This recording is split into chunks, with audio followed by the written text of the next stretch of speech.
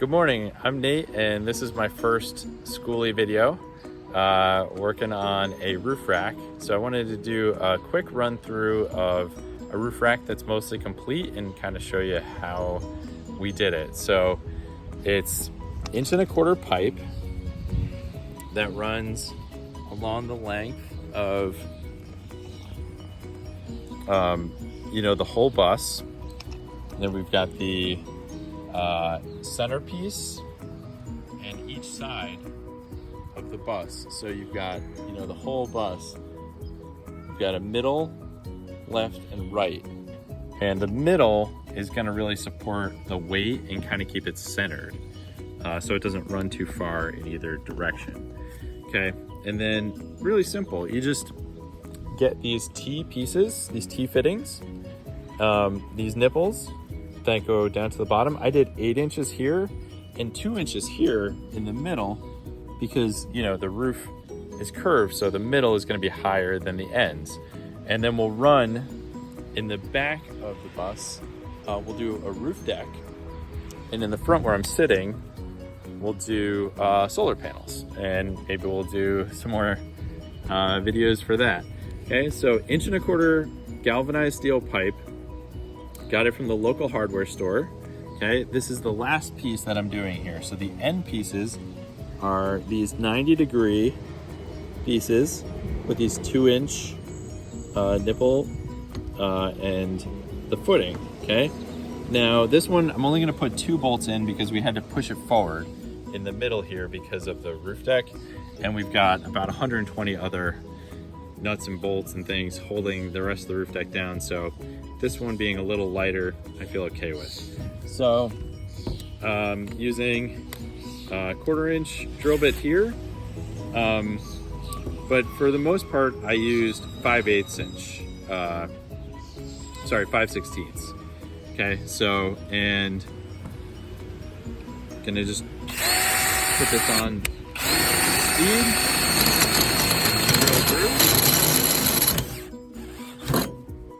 Okay, and you can see how quickly that piece just went in.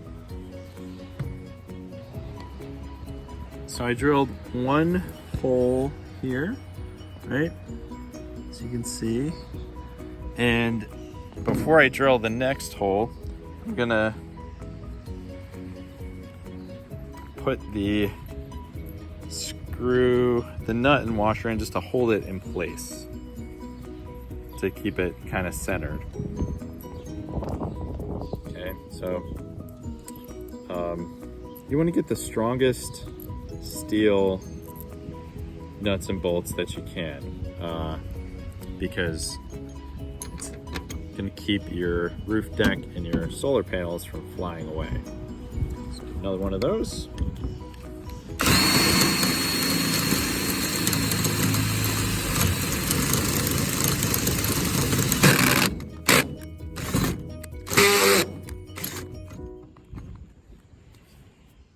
Okay, so we're on the inside of the bus now, and I wanted to first show you a finished product on the inside here. This is what the regular setup should look like. So this is the frame right here of the bus, and so these are all connected to the frame, and you've got 5/16 bolts, and you want to use the strongest you can there. So I'm gonna show you just how to put these on. So you want to use a lock washer, a washer, and a nut.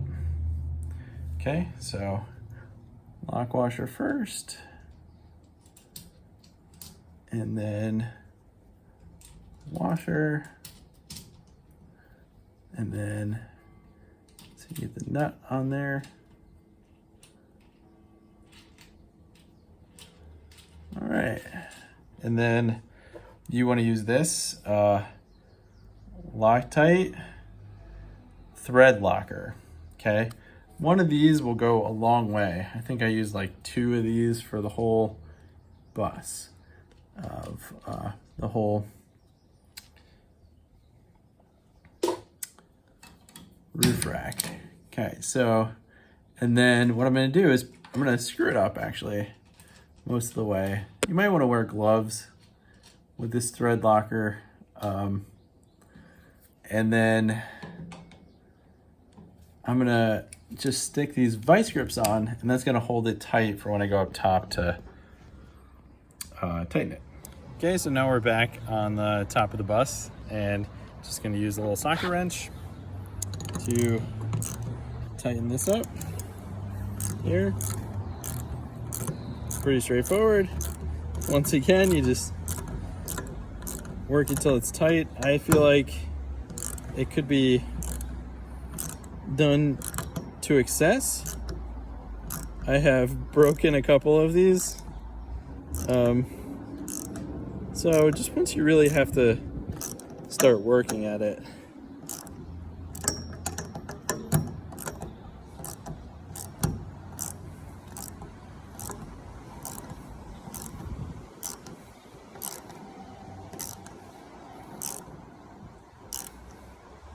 So I'm using quite a bit of force now to push it. And then I can tell it's pretty solid. Definitely not going anywhere. All right. Hey, so we're at the final stage here, which is caulking. I'm using this Ziolo roofing caulk. It's for RV roofs, and you don't want to use anything else. Don't use silicone. Polyurethane caulk works pretty well. So, pretty basic. You want to caulk all of the holes that you made, right? And you don't need to overdo it, but you really can't either. So just to show the parts that you need to get caulked, I didn't want to show you my somewhat tedious caulking all the way through, but so right here at the base of the thing, you want to do all the way around here, okay? And right where the nipple goes into the base, right here. This part here doesn't matter because the water's always going to go down. But this part here as well, because the water could hit it and find its way through the seams. So you want to get all of that caulked. Okay. Okay, so for a final little tidbit here, I'm gonna show you how to measure the pipes. The center of one pipe, frame piece, to the center of another. So there's these little holes in the center, which makes that kind of convenient. So, we go from this one here to this one here, and we see it's exactly 27 inches. But do we need a 27-inch pipe? No, we don't need that full length because we've got the fitting. So that's the next measurement. Hang on one sec. So it's amazing how much more light there is when you come up out of the darkness. So you've got that 27-inch pipe, right? But you need to subtract the distance of the fitting. So if you've got a full fitting here, the T, you're gonna subtract that distance, which is 3.5 inches. So the pipe, the length of the pipe that is gonna be, fully between one fitting and the next is gonna be 27 minus 3.5, which is 23.5 inches. 23.5 plus 3.5 is 27. You need it to be a little longer than that because you've got some of the threads going in here. So you don't need much. Honestly, a 1/2 inch is enough. That's kind of strange, but I would say go with a full inch. So we said 23.5, so we need a 24.5 inch pipe. What actually ended up working out for this bus though, they had a bunch of 24-inch pipes ready to go. They were already threaded. It was a lot easier for the plumbing company to do, so we just went with the 24s, and that works. I mean, this is rock solid. Well, solid as steel. All right, let me get back to this other part here.